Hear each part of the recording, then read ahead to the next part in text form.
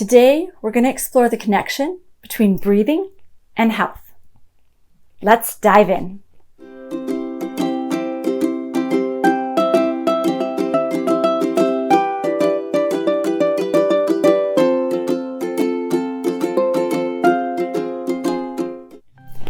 Hi, welcome back. I'm so glad you're here. Today we're going to talk a little more about breath work. Becoming more aware of the way we breathe and practicing breathing techniques for even just a few minutes a day has many incredible benefits. It reduces blood pressure, it reduces blood sugar, it reduces inflammation, and it increases immune function. And it also improves your heart rate variability, or HRV. Some of you may have heard of this and some of you may not. So what is heart rate variability? The simplest way to describe it is it's the difference in the speed that your heart is pumping between breathing in and breathing out. And this changes because the cavity in our chest changes as we breathe. So when we breathe in, our diaphragm actually moves down, creating a larger space in our chest cavity, which means our heart slightly expands. And when it does this, because the blood can flow through faster, it actually gets a signal from the brain to slow down and it pumps a little slower.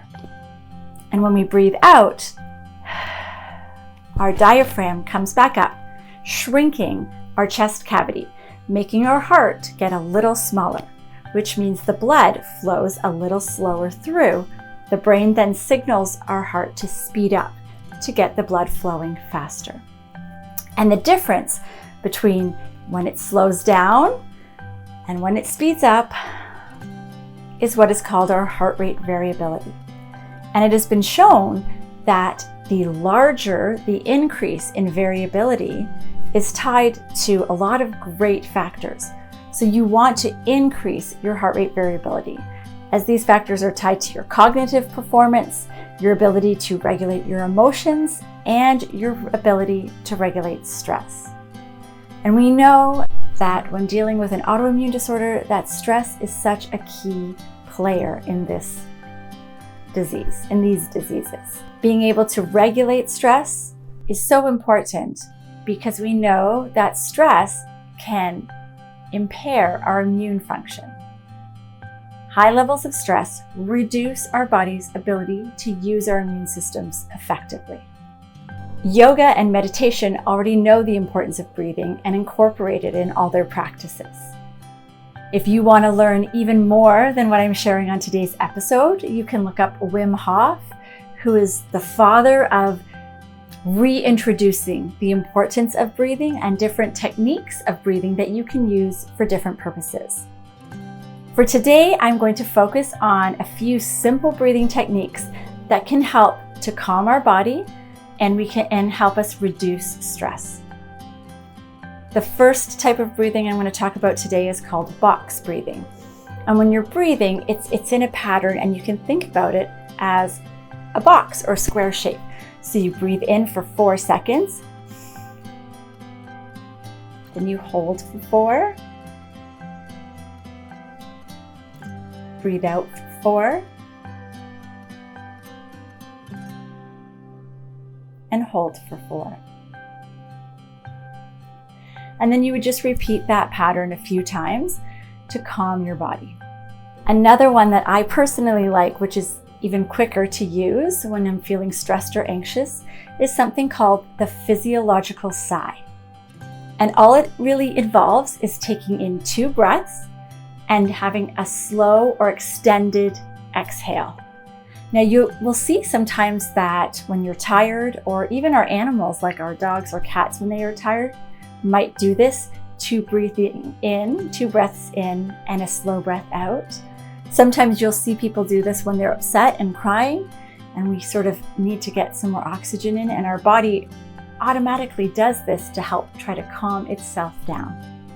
So basically you would take a breath in and then add another little breath at the end, and then a slow exhale out.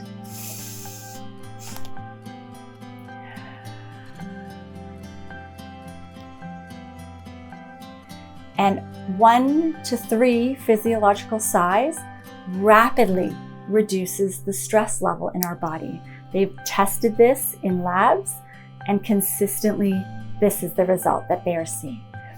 The reason this works so effectively is that filling your lungs and having an extended sigh or extended release of breath, of breathing out, releases a large amount of carbon dioxide at one time.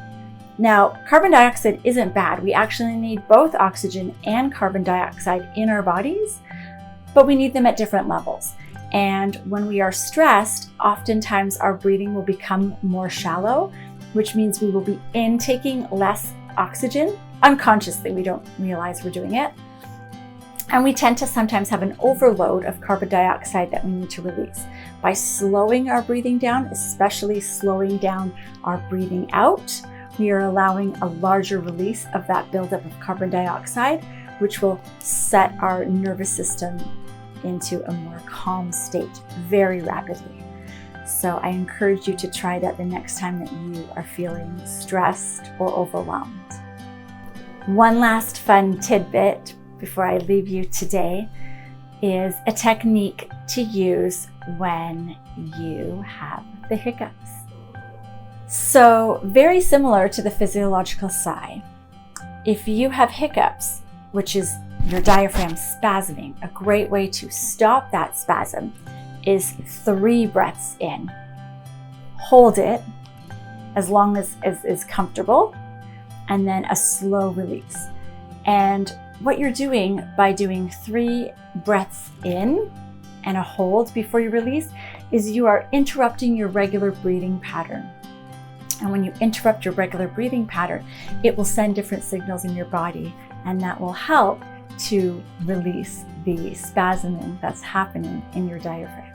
So you breathe in as deep as you can, and then you take a sip of air in, and then try to squeeze in one last sip of air so that your lungs are as filled as they possibly can be. Hold it as long as it's comfortable, and then slowly release it. So I'll show you what that looks like without the extended hold, because I'm sure you have better things to do than sit here and watch me hold my breath, and then the slow release. So it would look something like this.